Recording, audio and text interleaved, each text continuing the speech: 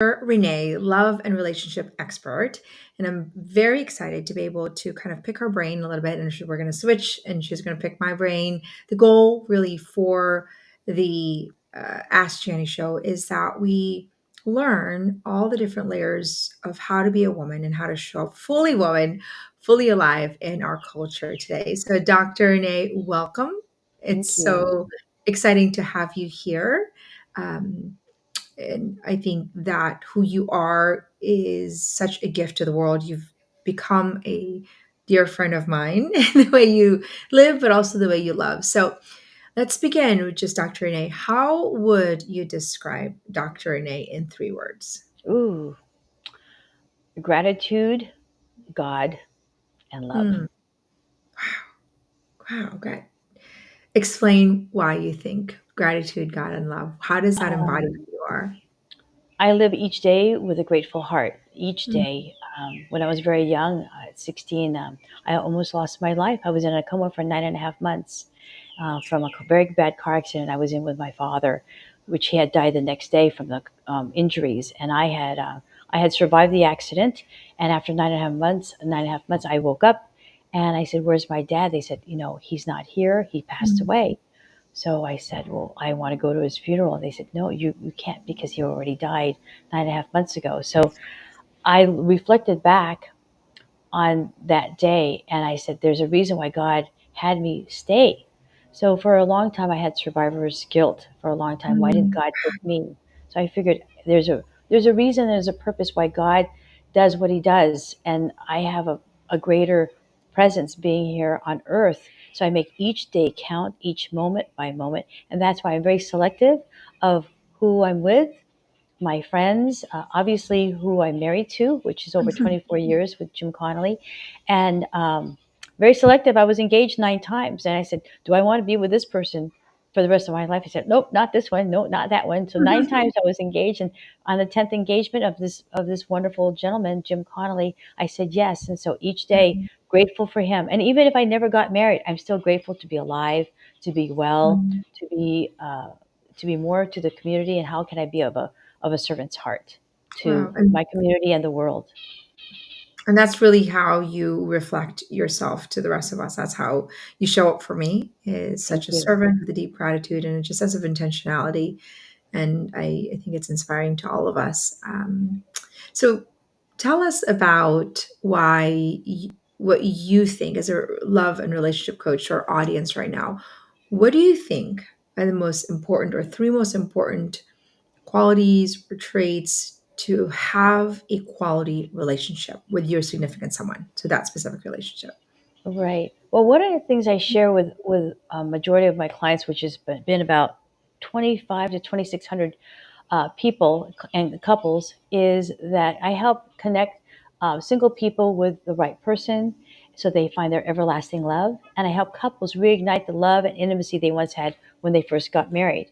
But Mm, one of the things I share with people, it isn't just about love, but it's about respect, acknowledgement, attention, affection, and open communication. When you mm, have those five secret ingredients, it's like making a big pot of soup, and everything tastes delicious after a little bit. It just has the right seasoning and those great ingredients, and mm, that's a forever love. Now, on the other hand, when people see me as a love and relationship coach, they think, "Oh, I'm going to help find my future husband, my future wife, my relationship." mm. Okay. Excuse me, excuse me, January. No worries. Sorry. It's just part of life.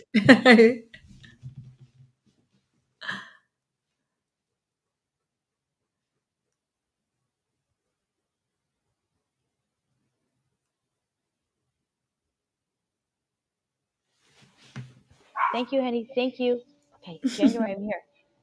Okay, so um, the three things, the things that are in alignment with people, right? Is that what was the Well, question, January? the 3 things that you think are the most important part of the quality, you've kind of outlined the most important things in quality relationship, which to me often, there's no training on those foundational skills. Like even open communication, in the one school we talk about 7% are words, 38% tonality, and 55% body language. I wish I would have known that prior to getting married because Mhm. communication would have been a whole lot. I mean, I have a great community, a great relationship with Ryan, but it probably would have saved a lot of unnecessary conversation. But some of these are training that we just don't even have. Even though we know that's what we need, we don't actually know how to achieve it. So maybe you can take me to through, in your experience, the biggest roadblocks that couples have in finding a love that continues to grow and thrive even after all these years. What I do think you think? I think one of the main things people get so wrapped up in the physicality is how they look. Is he Mm, handsome? Is he well to do? What kind of cars does he drive? What zip code does he live in? What is my potential to be like a stepping stone in this relationship? Or the man might look at her as like, oh, she's tall, blonde, she's a model, supermodel, whatever it is. Or she has, the alphabets after her name, doctor, lawyer, whatever it is. So they do this ladder, climbing the ladder, and you're aligning yourselves with some things on the superficial part rather than something on the deeper end. People like to be on the shallow end of the pool, which is so easy to do. If this doesn't work out, I can get divorced and roll over to the next one, and they repeat the same cycle of a dysfunctional relationship, rather than dig in deep with themselves, feel, heal, move forward, forgive yourself, forgive the other person, and move forward with the right person. Many people don't like to do that, and I find myself when I was single, looking for somebody who is in alignment with my values mm, rather than what they look like on the outside, rather than what kind of car they have, where they live, or things like that, because that's the forever love. And that's what I was searching for. And the reason why I wrote many of my books, 9 of my books, is because I teach about love with regards to relationships with husband and wife or future husband and wife, is going on the deep end and really knowing yourself and forgiving your inner child and saying it's okay, because they don't teach us that in school, how to mm, find your deep love. We learn about love and finding a husband or a wife through the relationships that we've seen our parents, aunts and uncles, and then whatever it is, whether they fight a lot or whatever, or not fight, or maybe a little bit dysfunctional, there's a label that's put on our forehead, and this is what you live with it for the rest of your life, rather than knowing that you can change your label and say, hey, I'm worthy of more than this. I'm mhm. worthy. I want to, like the 9 gentlemen I was engaged to, for whatever reason, it wasn't going to work out. I broke up with each one maybe 2 to 3 weeks before the wedding date. The point that I'm making is that I knew in my heart that wasn't the right one. So I said it in the ninth engagement that I broke up. I'd rather be single and happy than married and miserable. And Yeah. that's what I tell people. I said, don't force yourself. Don't live in a society where it's contrived. You got to find the right person. Yes, I found my husband online on Match.com after 2000, over a little over 2,500 people had contacted me. That was a lot. So how do I decipher? How do I use God's discernment, who's given me this gift of life? How can I make my rest of my life worthy, and that person worthy of my love, and vice versa? So that's what I teach people. But in relationships, it isn't just husband and wife, boyfriend and girlfriend. It's relationships with your children, your dogs, your business, your commitment to your job, commitment to your church, commitment to your bank account, commitment to how you live your life. Fit. Are you reading ingredients on packaging? It's your relationship with food. So many people take things for granted. Relationship with your time. How much time do we have on this earth? Or would you rather be on the couch watching TV?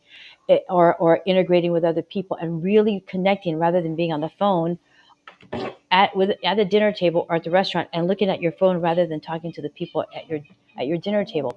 It's a time, it's a quality of time.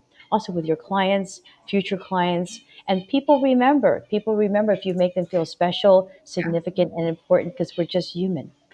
Yeah, and I think that's what I always tell my children. It's, how you make people feel determines so much of that quality connection that you have. And sometimes you Mhm. have a very short window of time to make people, and you do a great job making people feel very important, Dr. Renee. You do that You're so very intuitively, and I really deeply admire, which I think is a skill.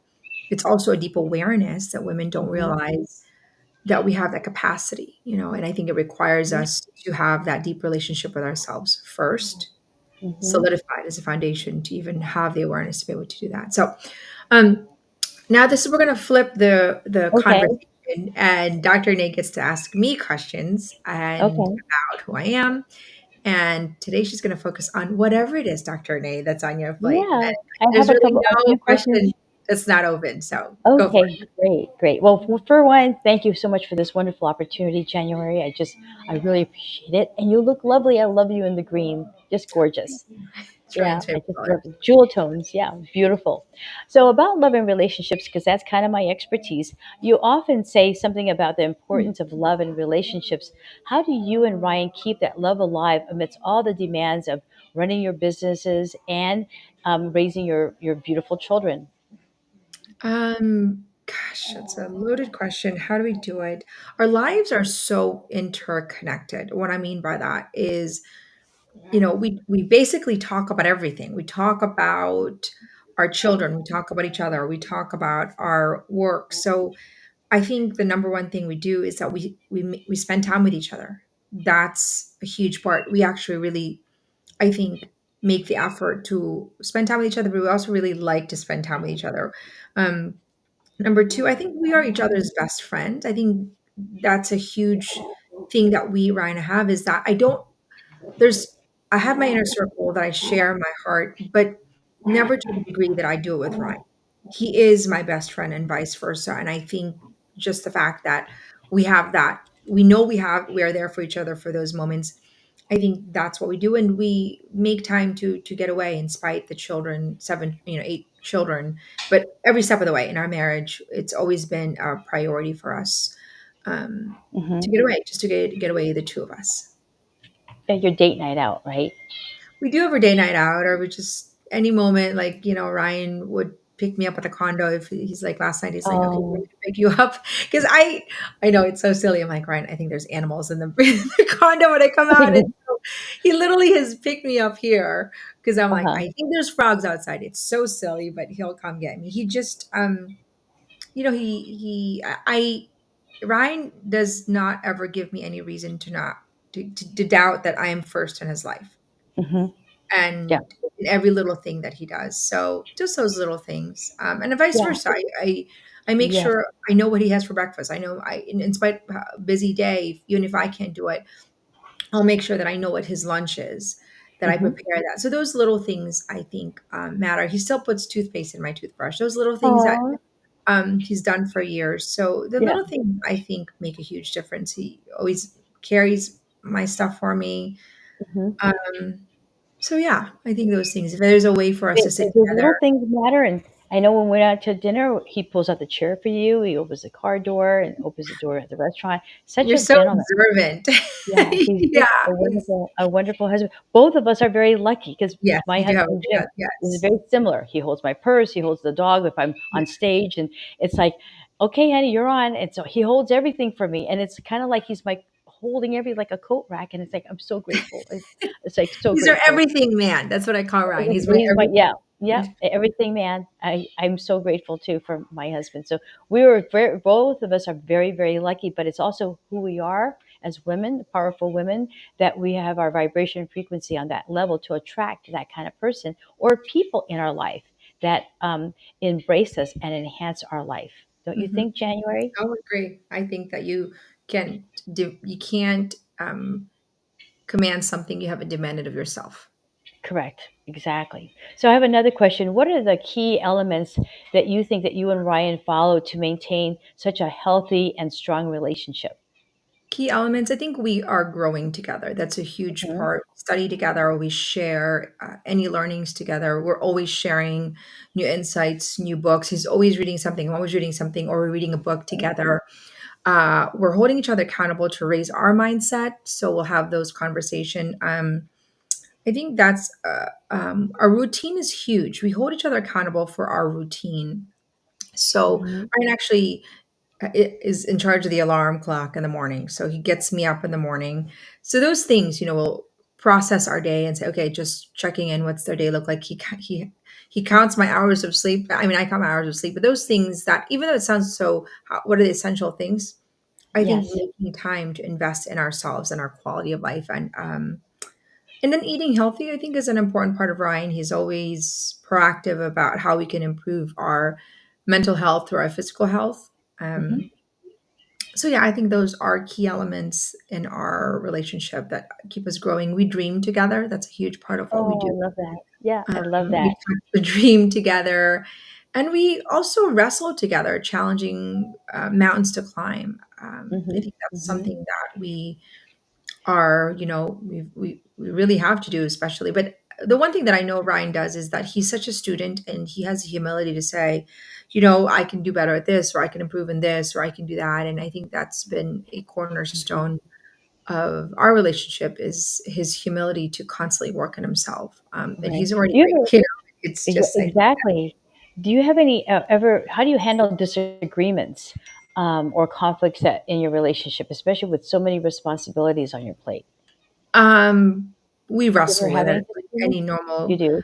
Yeah, I think that there's a standard that we hold each other, a language. There, you don't go below the standard. You don't never speak ill. It's just a standard, but you really wrestle with conversation. You work through hard conversation, and it's not brushing things under and pretending like it's not a big deal. That's Hmm. one thing that we really do, and we sit there and we we wrestle with it, just like any other couple, I think. But we don't give up on each other, and I think that's the main Oh, of thing. course. Well, we both are very But I mean, give committed. up on each other. I think it's easy to just kind of say, "Well, it's not a big deal. Let's just get over it." I think that's the one thing that we don't ever allow is to just kind of ignore the little things that seem to be not a Hmm. big deal because they become a big deal. So Hmm. we'll hold each other accountable for the littlest things.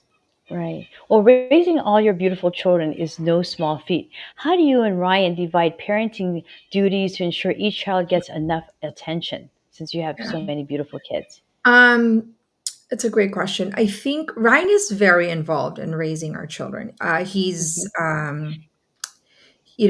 present. He's in every game. He's present in the morning, and there's moments obviously that we have to um, kind of hold the fort down. If Hmm. I can't be there for whatever reason, I've got some long night or something, he'll be there. So we're always kind of communicating. That's number one. Number two, we're studying every child and the needs of every child, and we'll talk about it. What does this child need? What does this child need? What do you think we can do and improve to this child? So we'll strategize on Hmm. each child and what the needs are. I think an important part is keeping the standard in our own home Hmm. together so that Ryan and I are in alignment. There's a standard in the way we operate at home, whether it's cleaning, Right. whether it's contribution, and then we talk about that and then communicate that with our children. So I think that's some of the most foundational things that I think Ryan and I stay united in the way we communicate with our children and raise the standard. I think we we don't really believe sometimes in sort of making it easy for them. Right. Well, uh, what values do you emphasize most when it comes to parenting, and how do you instill these values in your children? Gosh, instilling it is a constant work of art. That's the one thing. Discipline is huge. I think I want to be able to raise children who have a sense of interior discipline. They know how to say no to themselves, to commit to themselves, and follow through. Mindset and developing our children's mindset is huge for me and Ryan. Expanding the way they think about Hmm. themselves, developing their self image, and giving Hmm. opportunities for them to develop their mind. That's, we're always sharing them other training or content or incentivizing them to develop Hmm. their mindset. But also, we really invite our children to dream. It's just a narrative that we have at home. Everybody has a dream, and everybody's a dream that they have to fulfill, that they were created for, and that they're responsible to fulfilling that. So I think that's our older children have that language. And that's the other Hmm. thing I think is important is that the language I am really a stickler. The words that Yes. you use create the culture in your home. Correct. So my children know there are illegal words that they cannot use in our home and that Yes. I hold them to a high standard. Will they Yes. cross the line? Sure, but I am on it like white on rice. I said, Hmm. I can't keep the language in a way that it's positive and healthy and helpful, then I think I break the standard of the culture. So I'm Hmm. a stickler for it. Wow. I love that. I love that philosophy that you have. So, with such a large family, and organization must be really key. Can you share some of your strategies that managing your family routines and the household chores? How do you divide all that up? Okay, so everybody has their own sort of contribution. So I've kind of put it in their mindset that they have a contribution. Like my children will say, "Okay, you have 2 hours of contribution today, or an hour of contribution." That it's just language. Um, so I think there's expectations for them in the Hmm. morning what they do, in the evening what they do. I have help at home, but on Hmm. top of the help that I have at home, because obviously I have 8 children to just help me manage the house, there's a level of expectations that I communicate with them. So, for example, somebody, I'll say, "You're in charge of the menu this week," Hmm. or "I need to make sure there's 3 weeks of sourdough this week," or "We need you in the morning and the evening to help with putting the children to bed, the younger children to bed." So I just set the right expectation and just expect to communicate to them and expect them that it gets done. So Hmm. I think you just kind of create a culture of you're not renting this house. Get up. You're here to contribute value. And it's always a constant reminding them and selling them the importance of contribution. I don't think it's Right. one and done. Yes. I think it's helping them think through that. I Uh, love that. Think through that. Yeah. I yeah, love that. and I often tell my children, I can't make your life easy for you, otherwise your life is going to be hard in the future. Hmm. I owe Yeah. it to you. Treat them like adults, Pardon me. right? You treat Yes, them like I young do. adults.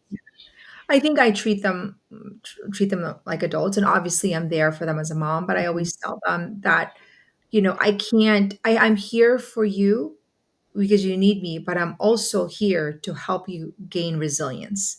So, Hmm. if they're hurt about something, it says, "Hey, Mom, I'm hurt." I'm like, "I know you're hurt. Let's fix this, but let me help you work through this because Hmm. in the future there's greater hurts, and I need you to be strong when those hurts come."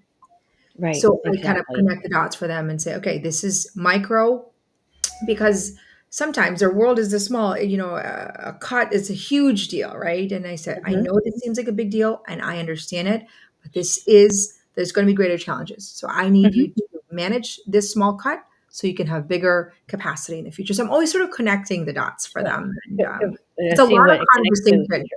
Yeah, Pardon me. it's a lot. And then you got to be present and you have to think. And yeah, the key thing, what you just said earlier about Ryan, I think you both are very present. On that note, I'm going to ask you another question about that. Is how do you balance the demands of your business and your needs of your family? And are there specific time management techniques that you want to share that you rely on? Yeah. With regards to time techniques, because you have both of you have very busy schedules. You manage Yeah. a lot of adults, teams of people to do certain things. Yes. How do you manage Uh, that? And then your team of your children, your family. I think time management has is primarily 90% mind management.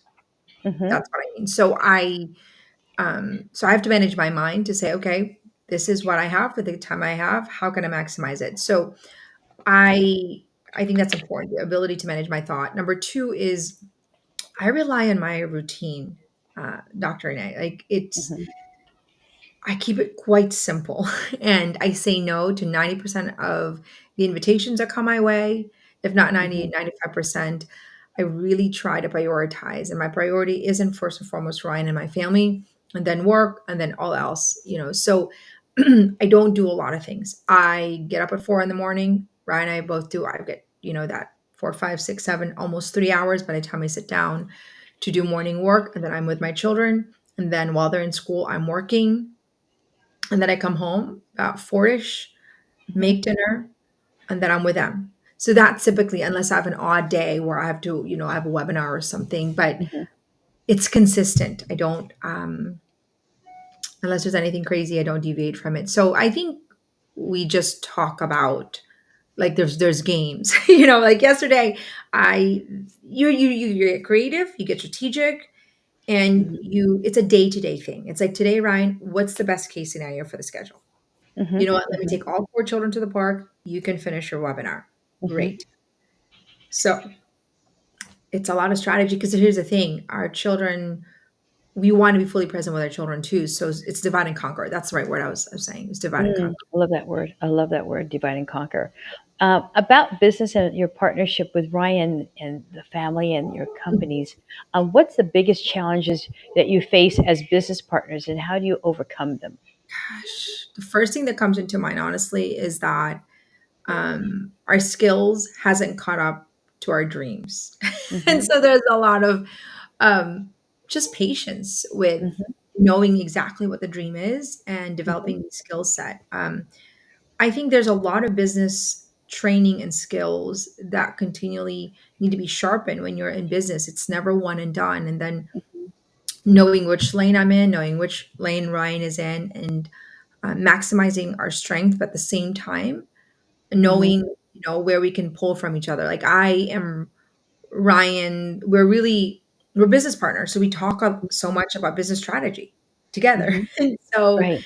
I think that's the challenge is that our dream is big and we have yet to catch Okay. up our skill. On a more personal level, and we talked about personal awareness, with this well-being and being present and connected with yourself and God and your family, with so many roles to juggle, how do you take time for self-care and personal growth? When do you have the time to stop and literally open a book and read, or an iPad, and just sit with yourself, or open the Bible, or whatever you're going to be reading? Do you ever sit there and have that quiet time daily, or do you Yeah. schedule that in your schedule, literally, for your quiet time? Yeah, so in the morning, when I get up in the morning, the first thing I do is quiet and prayer, and Mhm, journal. So that's my time to pray, and I make that my, just a daily norm in my life is prayer and reflection in the morning for half an hour. Um, and then I study kind of all day long. Ideally, I study in the morning. Some days I compromise my study because I have to get work done, and I'll do it audibly. So mm, while I'm putting on makeup, I know I've got 20 minutes in, but I'm constantly studying. Um, I'm constantly studying all day. But your question, I do a, it is a challenge to literally give myself permission. It's mhm, not that I don't have permission to actually want to say I need a whole day for myself because I know how necessary it is.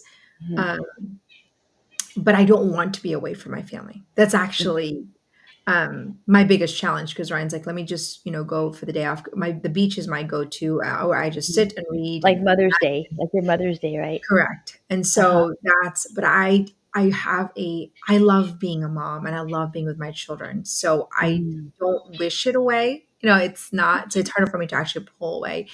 To sit and read a book, gosh, I've had babies for very kind of consecutively. mhm. And I honestly, they're far and few between to for me to be able to like, oh, sit and read a book for long I hours, read a have book. moments of it. Um, Yes. but I don't necessarily, it's not like I don't feel like I'm deprived of it. Like I feel like Mhm. I would actually Yes, rather yes. my little guy sit on my lap or my Oh, little girl sit on my oh, lap. And sure, I can't read, and it would be nice to have those 10 minutes. But right. I think my perspective is that it's a short season that I get to Mhm. have them Oh, yeah. wanting to be on my Yes, lap. yes, Don't yes. want to wish it away. But Right. I do Well, think that I refuel quarterly mhm. or once a month if I could, Oh, that's ideally, very good. to just retreat. I'm a very contemplative person and an introvert, so I do need long hours of contemplation to refuel.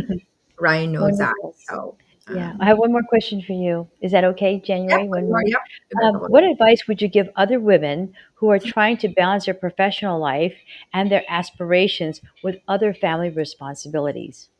Yeah, I think you have to develop skills. You can aspire for a work-life balance, but if you don't have skills to manage your mind or routine or boundaries or recalibration after a failure, those are all skills.